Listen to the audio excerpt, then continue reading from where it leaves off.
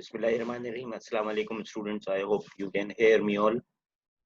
Today the attendance looks very less, only 2 students. Okay, anyway, we continue our uh, uh, chapter 2 from where we left off last time. Okay, let me just open the book for you.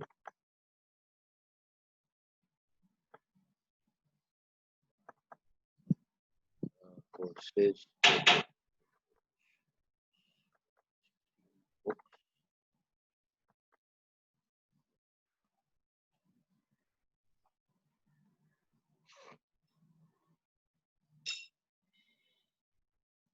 Okay, chapter. Okay, so we are going to just comment on some last section of the last problem. We were doing solve problem number 2.2, I believe. Okay, we were doing this one. Let me share this with you also.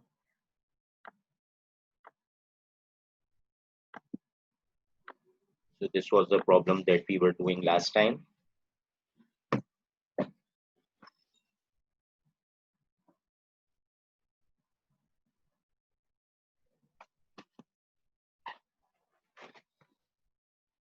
And we had drawn the equivalent circuit of the real transformer, not the ideal model of the transformer.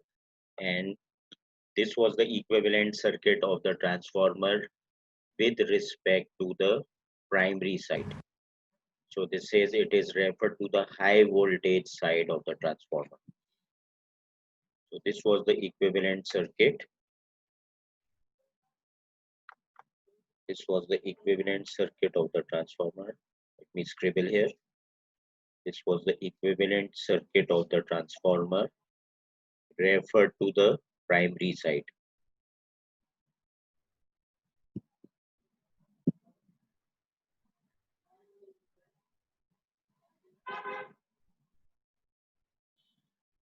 So now the two things that I want to make clear to you are, we didn't change the R equivalent and JX equivalent because for this transformer the turns ratio was 8000/240.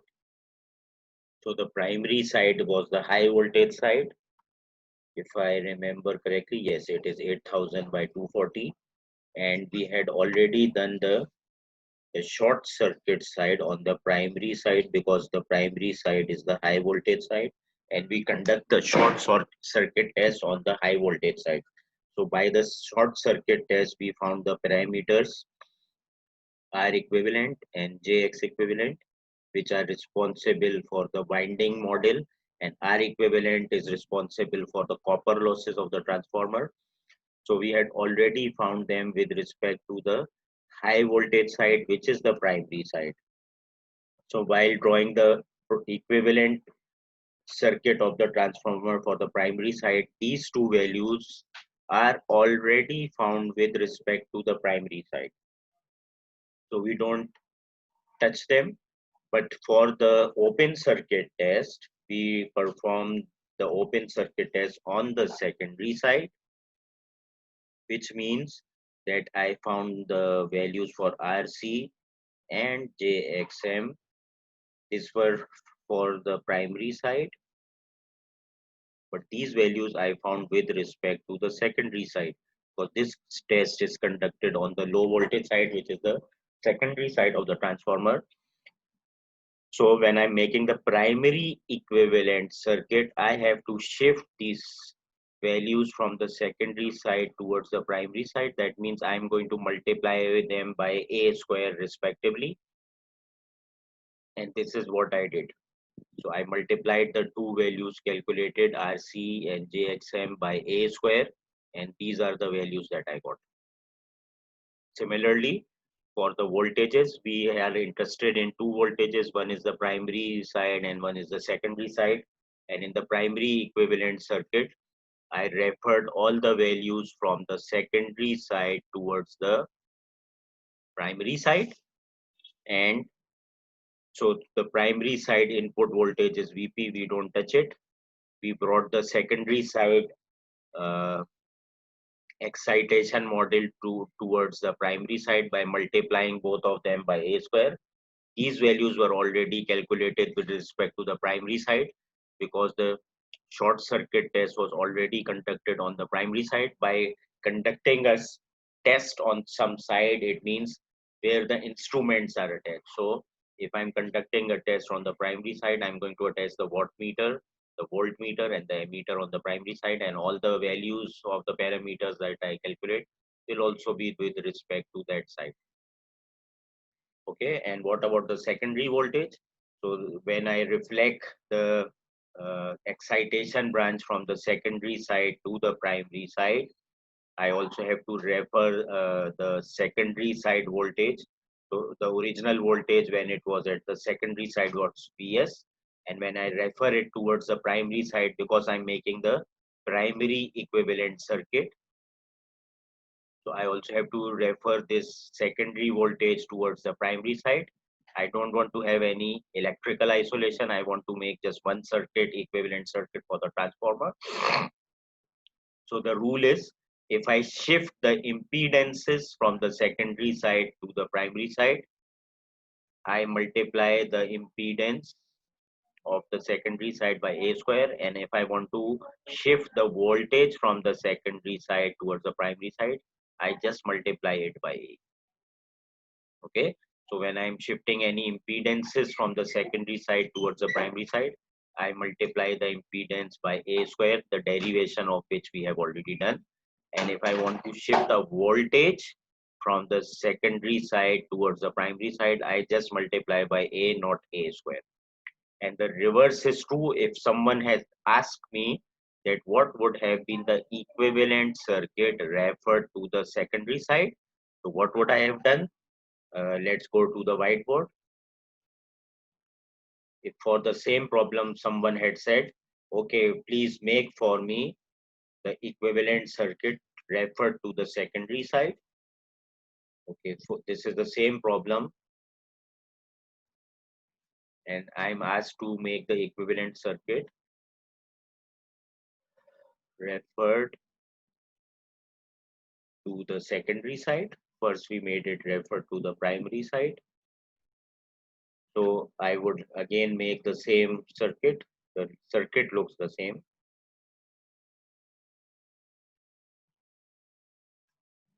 We have R equivalent and we have JX equivalent.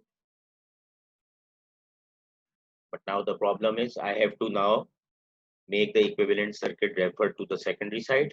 So this time the secondary side is the low voltage side, and the excitation branch parameters are found by using the open circuit test, which is already done on the secondary side. So this time I wouldn't touch the parameters RC and JX equivalent. So I take their original values. And what were the original values? The original values for RC and JX equivalent were 144 ohms and 34.63 ohms. Okay, remember, we are now making the circuit with referred to the secondary side.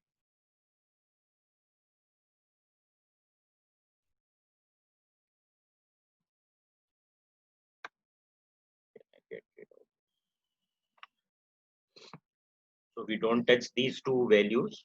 The values of RC and JXM, they were already calculated using the open circuit test, which is already done on the low voltage or the secondary side. So while making the equivalent circuit referred to the secondary side, these two values will not be touched. ठीक है, यासर please अपना आप ये video वगैरह of कर दें. ठीक है. So when we are now finding the R equivalent and JX equivalent, these tests were already conducted on the high voltage side, which was the primary side of the transformer. Now I have to bring them towards the secondary side. So when I bring some impedance from the secondary side to the primary side, I multiply that by a square. and now I'm doing the reverse. I have to bring them from the high voltage primary side towards the low voltage secondary side. So I'm going to divide them by A square. So what were the original values of R equivalent and JX equivalent? They were 38.4 ohms. So I'm going to divide 38.4 divided by 33.33 square. A value of A was 8,000 over 240, which was 33.33, I believe. So I'm going to divide this by 33.33 square. Similarly, this was 192. I'm also going to divide this by 33.33 square. So it's the opposite process. If you are bringing the impedance from the secondary side to the primary side, you multiply by A square, and you are bringing them from the primary side to the secondary side, and you divide them by A square. Now, what happens to the voltages? In the secondary side, this voltage is already known, that the secondary side voltage is Vs. And how do you shift the primary side voltage towards the secondary side? In the impedance, you divide by A square. For the voltage, you just divide by A. So when you are shifting the primary side voltage Vp towards the secondary side equivalent circuit, you just divide it by A, not A square. For the impedance, it is A square. For the voltage, it is just A. And going both ways. If you are going from the secondary side to the primary side, then you multiply by A square, and the voltage is just multiplied by A. And when you are coming from the primary side to the secondary side, you divide the impedances by A square and the voltage just by A. So this is how the secondary side equivalent circuit can be made. Is there any questions from this? ठीक है, कोई सवाल इसका? अब्दुल्ला ही जब आ जाए तो मुझे बता दीजिएगा. We can continue this in Urdu. ठीक है, if Abdullah he joins the class, please let me know. Okay, so what we have learned so far, we are able to make the equivalent circuit of the transformer. And to make the equivalent circuit of the transformer, we try to get rid of the electrical isolation, and we try to make one circuit for the primary side and secondary side. For this, we can either reflect the secondary side elements towards the primary side, or we can reflect the primary side elements towards the secondary side.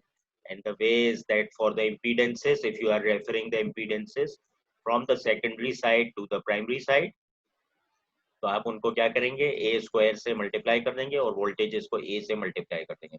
And when you are doing the opposite, primary side से secondary side पे चीजों को reflect करेंगे, तो फिर voltages को आप ए से डिवाइड कर देंगे और इम्पीडेंसेस को ए स्क्वायर से डिवाइड कर देंगे, just as on the white board right now.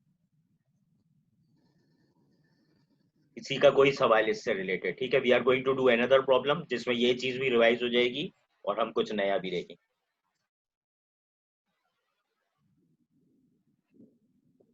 Okay, so let me clear this.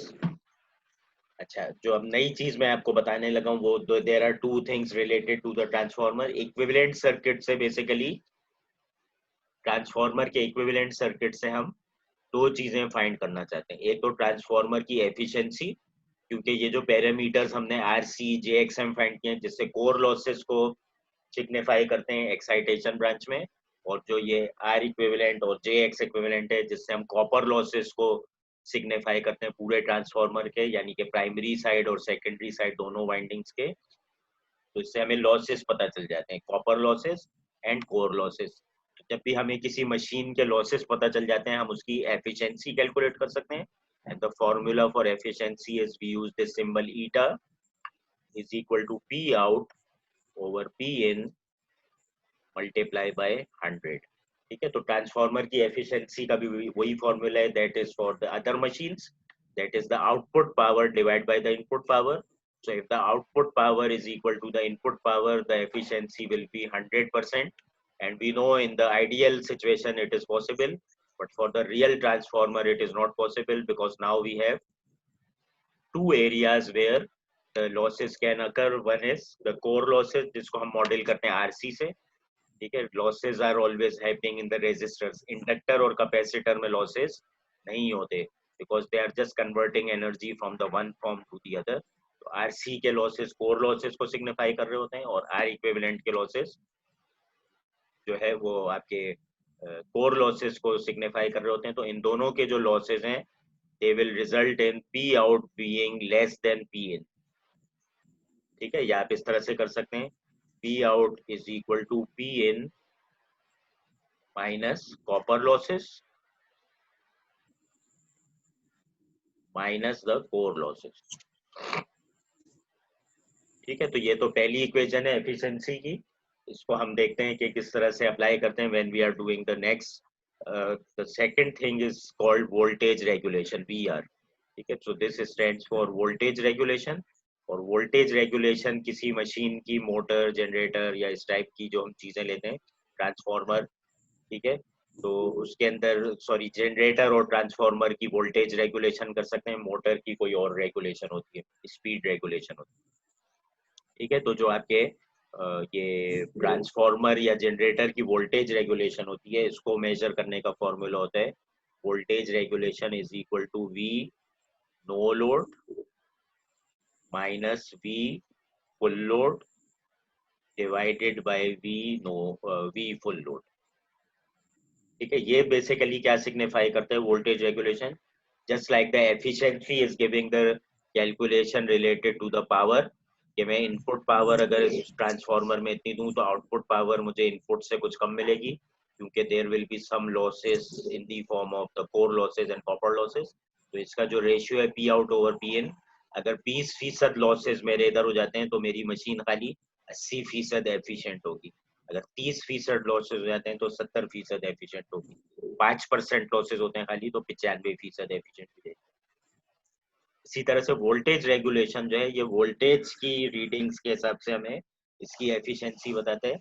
And relationship V no load minus V full load over V full load signifies कि जब मैं इस machine से load draw करता हूँ तो इसका voltage कितना गिर जाता है. ठीक है, क्योंकि आइडियली आपको पता है कि ट्रांसफार्मर का जो मॉडल है वो इस तरह से, ठीक है, ट्रांसफार्मर का जो मॉडल है वो इस तरह से कि you have circuit like this. ठीक है, जिसमें आप इसकी एक्साइटेशन ब्रांच को सिग्निफाई कर देते हैं RC और JXM से, और इसकी कॉपर लॉसेस को सिग्निफाई कर देते हैं R इक्विवेलेंट और JX इक्विवेलेंट से. और ये साइड इसकी इनपुट साइड है और ये साइड इसकी आउटपुट साइड है. तो जब आप लोड इससे कोई भी नहीं खींचेंगे तो यहाँ पे जो वोल्टेज है वो कहलाएगा V नो लोड. ठीक है, नो लोड पे का मतलब ये है कि IS आपका 0 है, आपने अभी ओपन रखा हुआ है इसको. ठीक है, ट्रांसफार्मर को. या अगर आप इसके आइडियल मॉडल की तरफ आ जाएं तो आइडियल मॉडल ये है कि आपने ट्रांसफार्मर की ये वाली साइड तो एक्साइट की हुई है, इसको कोई सोर्स लगाई हुई है, और ये वाली जो साइड है इसको ओपन रखा हुआ है. तो जब इस साइड को ओपन रखेंगे सेकेंडरी साइड का करंट ऑब्वियसली 0 होगा और यहाँ का करंट 0 नहीं होता. थोड़ा सा करंट फ्लो होता है to make up for flux creation. तो IS लेकिन डेफिनेटली 0 होगा. तो जो भी इस ट्रांसफार्मर का रेटेड वोल्टेज होगा वो पूरे का पूरा यहाँ पे अपेयर हो रहा होगा, जिसको हम कह रहे no load. But the situation changes when we attach the load. ठीक है, how the situation will change. अब सिचुएशन ये है कि मैंने लोड लगा दिया, तो when I attach the load अब IS 0 नहीं है, अब IS कुछ फ्लो है. And when some IS is flowing there will be some drop over here. ठीक है, there will be some drop in the circuit of the internal copper resistance. तो अब जो यहाँ पे आपको लो वोल्टेज मिल रहा होगा उसको आप कहेंगे V फुल लोड, और ये V नो लोड से थोड़ा सा कम आ रहा होगा आपके पास. ठीक है, now this is V full load. अगर मैं फुल लोड करंट इससे ले रहा हूँ and now some voltage is being dropped over here, तो अब V फुल लोड जो है वो थोड़ा सा कम आ रहा होगा. तो इन्हीं के डिफरेंस के ऊपर जो इक्वेशन बेस है वो ये बताती है वोल्टेज रेगुलेशन की, कि जैसे जैसे हम मशीन से, जनरेटर से या ट्रांसफार्मर से लोड बढ़ाते जाते हैं, which means the electrical load बढ़ाते जाते हैं, तो इलेक्ट्रिकल लोड के बढ़ाने से इसका वोल्टेज आउटपुट पे कितना गिर जाता है. ठीक है, तो वही difference V no load minus V full load होता है divided by V full load. और इसको अगर परसेंटेज में एक्सप्रेस करना चाहें तो आप 100 से ज़रब दे सकते हैं. सिमिलरली ये भी जो एफिशिएंसी है इसको आप परसेंटेज में फाइंड करना चाहें तो 100 से ज़रब दे देते हैं, ठीक है। तो V no load minus V full load over V full load is the voltage regulation valid for generator, valid for transformer, ठीक है। जिसमें भी आप इलेक्ट्रिकल लोड अटैच कर सकते हैं उन मशीन्स पे ये वैलिड है। मोटर्स के ऊपर जो है वो कहलाती है स्पीड रेगुलेशन, ठीक है। मोटर में बेसिकली V की जगह बस स्पीड रेगुलेशन आ गया, तो ये कहलाएगा speed no load minus speed full load divided by speed full load, ठीक है। तो मोटर के अंदर आपका मैकेनिकल लोड होता है, और मैकेनिकल लोड जो है उसकी रिफ्लेक्शन स्पीड पे आती है मोटर की। तो आप मोटर से जितना भारी ऑब्जेक्ट को उठवाएंगे उसकी स्पीड उतनी गिर जाएगी। तो इसकी इक्वेशन में आ जाएगा speed no load minus speed full load divided by speed full load, ठीक है। तो मोटर के लिए you use speed regulation concept, for generator transformer you use the voltage regulation concept, ठीक है। यहाँ तक सब बच्चों को समझ में आ गया, ठीक है। Any questions? अच्छा, कल वो आपने जो रेस की थी कंप्लेन, वो फिर मैंने जाफरी साहब को बता दिया था। तो ये कॉलेज ऑफ ह्यूमैनिटीज में रेज हुई है ये कंप्लेन, बिल्कुल। कुछ बच्चों ने प्रेसिडेंट साहब को भी कंप्लेन की थी। तो this matter has been taken into consideration, और मेरी कोई वहाँ पे टीचर होती हैं मिस सहर, तो उन्होंने ये कहा कि बेसिकली कुछ ईमेल के पहुंचने में लैप्स हो गया था, तो कुछ फैकल्टी कंफ्यूज हो गई थी इस सिलसिले में कि क्या करना है। तो शी हैज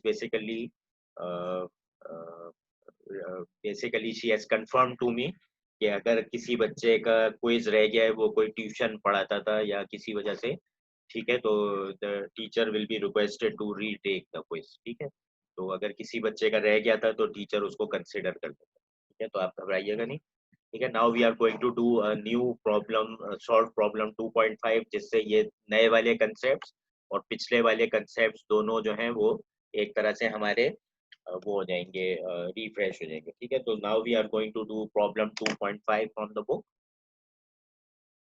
ठीक है। तो बेसिकली बस यही कंसेप्ट आप इसके समझ जाएं, तो ये तकरीबन ट्रांसफार्मर का टॉपिक एंड हो जाएगा आपका, ठीक है। ये इसके अंदर कुछ एडिशनल टॉपिक्स हैं, ये पर यूनिट मेजरमेंट और इस तरह करके, ठीक है। ये जैसे ये वाला है, ये आइडियल बेस वैल्यूज, ठीक है। ये वाला जो है पर यूनिट वैल्यूज वाला जो है, ये quantity per unit, this is excluded from the course, ठीक है। तो जितना हम कर रहे हैं उतना ही आपने किताब से करना है, don't take the burden of the extra things जो कि मैं नहीं पूछूंगा, ठीक है, क्योंकि इसका कोर्स बहुत ज्यादा है। If we take all the things, ठीक है, ये वही इक्वेशन है जो हमने अभी की थी, ठीक है, लेकिन इसमें पर यूनिट वाले काम हम नहीं कर रहे हैं, ठीक है। तो वोल्टेज रेगुलेशन की जो सर इक्वेशन है, स्क्रीन आपकी ब्लैंक है सर। स्क्रीन ब्लैंक है, सॉरी। अच्छा, किताब को शेयर कर देता हूँ, ठीक हो गया, ठीक है। इसके अंदर मैं बेसिकली आपको ये बता रहा था कि कुछ इसके अंदर टॉपिक्स हैं जो मैं नहीं करवा रहा हूँ, ठीक है। जैसे ये वाला टॉपिक है पर यूनिट करके, क्वांटिटी पर यूनिट, जैसे ये इक्वेशन 2.53 आपको नजर आ रही है, ठीक है। तो I am not doing this, ठीक है। तो आपको खुद से भी पढ़ने की जरूरत नहीं है, ये दिस हैज बीन एक्सक्लूडेड क्योंकि इस कोर्स का टॉपिक्स बहुत ज्यादा है, ठीक है। ये टॉपिक मैं नहीं करवा रहा हूँ, ठीक है। 2.6 इज एक्सक्लूडेड, ठीक है। यहाँ तक हमने कर लिया था, ठीक है। उसके बाद आप जंप मार के आ जाएंगे, 2.6 को छोड़ देंगे, ठीक है। ये सब छोड़ देंगे आप, ये पर यूनिट हम नहीं कर रहे, ठीक है। You will now come to 2.7 topic, ठीक है। ये टॉपिक हमने अभी थ्योरी में कवर किया, अब हम इसका एक न्यूमेरिकल एग्जाम्पल करेंगे, उसके बाद हम देखते हैं कि ये कैसे होगा, ठीक है। तो ये वोल्टेज रेगुलेशन की वही इक्वेशन है जो हमने अभी की है, ठीक है, लेकिन ये पर यूनिट वाला काम हम नहीं कर रहे, ठीक है। तो इसके अंदर कहीं कहीं पे भी पर यूनिट का अगर जिक्र है तो we are not doing that. Transformer की फेजर डायग्राम हम देखेंगे लेकिन आज नहीं, ठीक है। ये मे बी हम जब जनरेटर की देखेंगे तो ये आपको जब भी समझ में आ जाएगी। फिलहाल हमने ये चीज कर लिया, ट्रांसफार्मर की एफिशिएंसी का फॉर्मूला और वोल्टेज रेगुलेशन का फॉर्मूला, ठीक है। ट्रांसफार्मर में यही तीन तरह के लॉसेस होते हैं। तो जो कॉपर लॉसेस हैं, दीज आर द लॉसेस जो कि आर इक्विवेलेंट में है, और जो ये हिस्टेरिसिस और एडी करंट लॉसेस हैं, they are in the resistor RC, ठीक है। यहाँ पे भी यही लिखा हुआ है कि आरसी के अंदर जो लॉसेस होंगे they represent the core losses, जिसमें हिस्टेरिसिस लॉस भी आते हैं, एडी करंट लॉस भी आते हैं। हिस्टेरिसिस लॉस क्या होता है कि आपकी जो मैग्नेटिक रीअलाइनमेंट हो रही होती है, आपका नॉर्थ साउथ बार बार बदल रहा होता है, तो उसकी वजह से जो आपकी मैग्नेटिक ओरिएंटेशन हो रही होती है एटम्स की कोर के अंदर, उसकी वजह से जो लॉसेस होते हैं उसको कहते हैं हिस्टैरिसीस लॉसेस। और जो माइन्यूट सा इंड्यूस करंट हो जाता है because the flux constantly changing in the core, उस लॉसेस को हम कहते हैं एडी करंट। तो दोनों का जो मॉडल है वो आरसी के अंदर जो लॉसेस कैलकुलेट होते हैं उसको हम बना देते हैं। ठीक है, so we are basically going to, ठीक है, ये एफिशिएंसी की जो इक्वेशन है इसके अंदर बस सिर्फ फर्क ये है, इन्होंने पी आउट को इससे सब्स्टिट्यूट कर दिया। ठीक है, हमने अभी इक्वेशन देखी थी, P out over P in होता है ये। ठीक है, efficiency was P out over P in. उसके बाद मैंने कहा था पी इन जो होता है वो पी आउट प्लस लॉसेज होता है। ठीक है, पी इन को हम ऐसे भी लिख सकते हैं, this is equal to P out plus losses. ठीक है, तो डिनोमिनेटर में जो पी इन था उन्होंने इसको पी आउट प्लस लॉसेज कर दिया। This is your P out. और लॉसेज आपके कोर लॉसेज और कॉपर लॉसेज होते हैं। अब पी आउट की जो इन्होंने इक्वेशन लिखी है वो क्या लिखी है, P out is equal to P S secondary side voltage I S secondary side voltage multiply by the cos theta. ठीक है, तो आपको पता है पावर जो होती है वो, जो रियल पावर होती है, रियल पावर जो होती है it is equal to apparent power into cos of theta. ठीक है, क्योंकि पावर का ट्राइंगल ऐसे होता है, this is real, this is imaginary power या react, and this is the apparent power. ठीक है, और ये पावर फैक्टर का एंगल होता है थीटा। तो रियल पावर जो होती है it is apparent power cos of theta. तो अपेरेंट पावर क्या होती है, voltage multiply by the current multiply by the cos theta power factor. तो उससे आपकी आ जाती है रियल पावर। तो रियल पावर के लिए इन्होंने भी यही फॉर्मूला लगाया, apparent power into cos of theta. तो उससे आपके पास आ गई real power on the output side. ठीक है, पी आउट को इन्होंने इससे रिप्लेस कर दिया, input is P out plus losses. ठीक है, तो हम ये एग्जाम्पल करके देखते हैं, इससे हमें थोड़ी सी चीजें क्लियर हो जाएंगी। तो we have this example in which we have a 15 KVA transformer, 2300 primary side पे, 2030 230 इसका जो है वो सेकेंडरी साइड पे।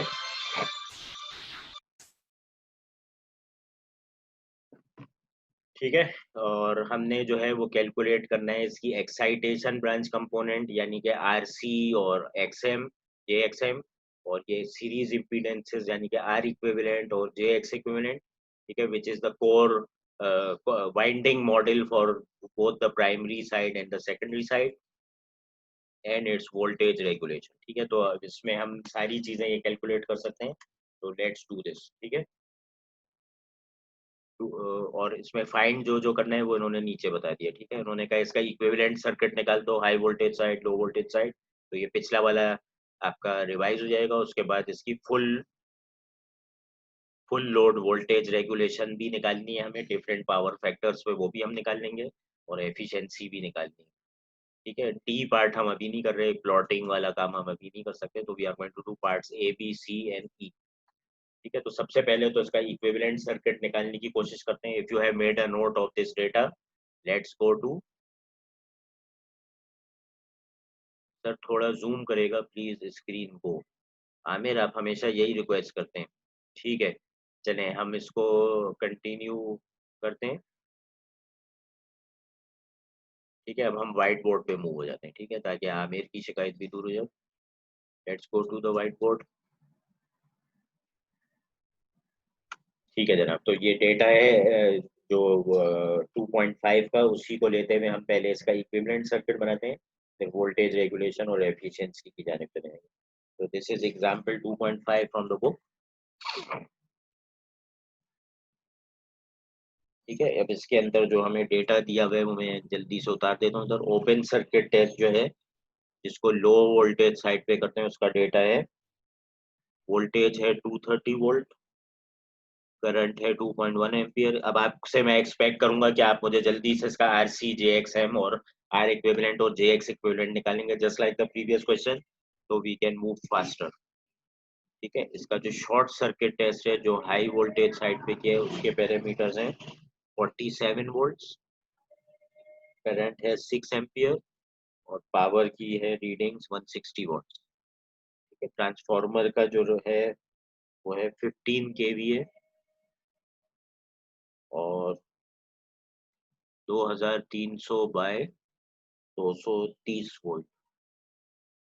ठीक है, यानी कि इसका ए तो मुझे स्ट्रेट अवे नजर आ रहा है 10 बन रहा है। ठीक है, जल्दी से आप निकालें इसका। ठीक है, just give me the quickly the values for R C and J X M, R equivalent and J X equivalent, just like the previous question. ठीक है, जल्दी से आप निकालें। और जो लोग खुद नहीं कर सकते, I will give them a little bit hints. ठीक है, आर सी और जे, ठीक है, आरसी और जेएक्सएम के लिए हम ओपन सर्किट टेस्ट कंसिडर कर रहे हैं। ओपन सर्किट टेस्ट में हम एडमिटेंस के ऊपर काम करते हैं, विच is the reciprocal of the impedance. तो बेसिकली एडमिटेंस के लिए हमने कहा था वाई ई का जो मैग्नीट्यूड है वो बराबर होता है I O C divided by V O C, because this is the admittance, तो रिवर्स हो जाता है current over voltage. This will be 2.1 divided by 230।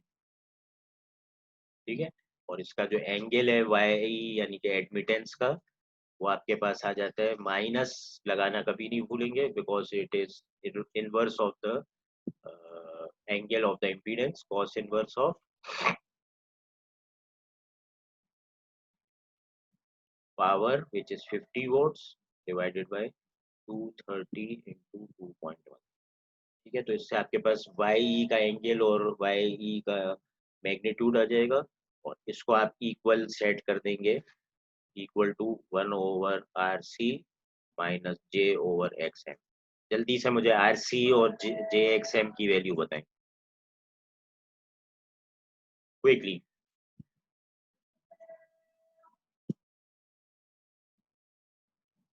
ठीक है, निकाला किसी बच्चे ने? चैट विंडो में देखते हैं।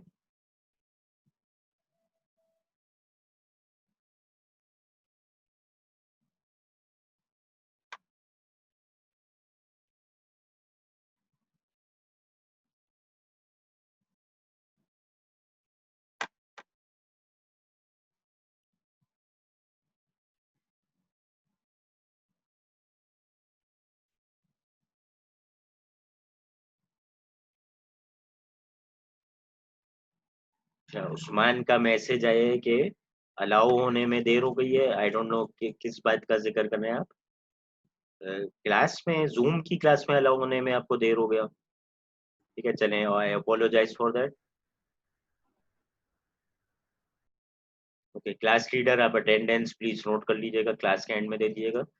This meeting will end in about 5 minutes, उससे पहले इंशाल्लाह ताला हम R C J X M और आर इक्विवेलेंट और, ठीक है, मुझे जो वैल्यूज आई हैं वो आई हैं 110 आ रही है जे एक्स एम की वैल्यू, 110.13, और आर सी की वैल्यू आ रही है 1057.08। ठीक है, तो after you do this calculations आपके पास ये वैल्यूज आनी चाहिए। Let me check. ठीक है, उससे मेरे पास आर सी की वैल्यू 1050 के करीब आ रही है, और ये 110, तो दिस इज करेक्ट। ठीक है, दिस इज करेक्ट। तो ये वाली जो वैल्यूज आपने निकाली हैं, ठीक है, इसमें एक हेल्प या अपने आप को रिमाइंड कराने के लिए आप क्या कर सकते हैं। आपने ट्रांसफार्मर देखा, ये इसकी हाई वोल्टेज साइड है और ये इसकी लो वोल्टेज साइड है। ओपन सर्किट टेस्ट हमने कहाँ पे किया? लो वोल्टेज साइड पे। लो वोल्टेज साइड जो है वो इसकी कौन सी साइड है? सेकेंडरी साइड है। ठीक है, तो आपने अपने आप को रिमाइंड करने के लिए क्या कर दिया, यहाँ पे एक कॉमा लगा के एस लगा दिया कि ये पैरामीटर मैंने फाइंड किए with respect to the low voltage side which is the secondary side in this case. ठीक है, ताकि अब आपको याद रहे कि ये values with respect to secondary हैं, ताकि जब आप इक्विवेलेंट सर्किट बनाने लगे तो आपको कंफ्यूजन नहीं हो। ठीक है, now let's rub this and now let's find R equivalent and J X equivalent. जो बच्चे जानते हैं वो करना शुरू करते हैं, बाकियों के लिए मैं यहाँ पे इक्वेशंस लिख देता हूँ। फॉर द आर इक्विवेलेंट, ठीक है, वी नो कि हम Z इक्विवेलेंट पे काम करते हैं। Magnitude of Z equivalent is voltage over current, and the angle of Z equivalent is 160 minus, sorry यहाँ पे माइनस नहीं है, यहाँ पे प्लस ही आएगा, प्लस कॉस इनवर्स, क्योंकि अब हम डायरेक्ट इम्पीडेंस पे काम कर रहे हैं, not the admittance, divided by 47 into 6। ठीक है, तो प्लस कॉस इनवर्स ऑफ इससे एंगल आ गया। उसके बाद आप इसको सेट कर देंगे equal to R equivalent plus J X equivalent. तो जल्दी से मुझे आर इक्विवेलेंट और जे एक्स इक्विवेलेंट की वैल्यू बताएं। और just to remind myself कि ये आर इक्विवेलेंट की जो वैल्यू है ये अब शॉर्ट सर्किट टेस्ट से की है, which is high voltage side. High voltage side is the primary side. I can write a small P over here. ठीक है, तो अब मुझे पता चल गया कि मैंने आर सी और J X M with respect to secondary side निकाला है, और आर इक्विवेलेंट और J X equivalent with respect to primary side निकाला है। इसकी जल्दी से वैल्यूज बताते हैं मैंने क्विकली। ठीक है, निकाले है किसी बच्चे ने चैट विंडो में?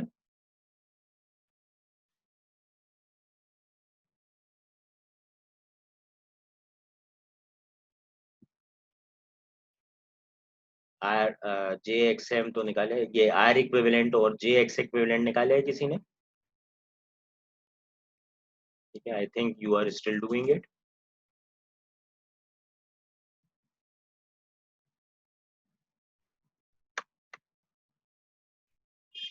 आर इक्विवेलेंट अनम ने निकाले 4.44 ओम।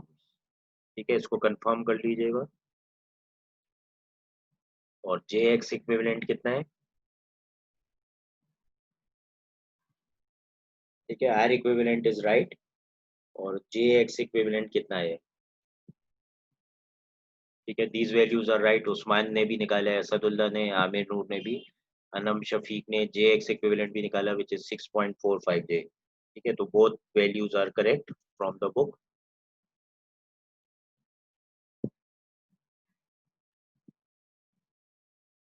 ठीक हो गया। ठीक है, so now we proceed further. ठीक है, अब हम जो है ये डेटा को हम रब कर देंगे ताकि स्पेस आ जाए, और हम अब इसके इक्विवेलेंट सर्किट बनाएंगे with respect to primary side and with respect to secondary side. ठीक है, तो ये पिछला काम भी पक्का हो जाएगा, फिर हम अगले काम की जाने दें।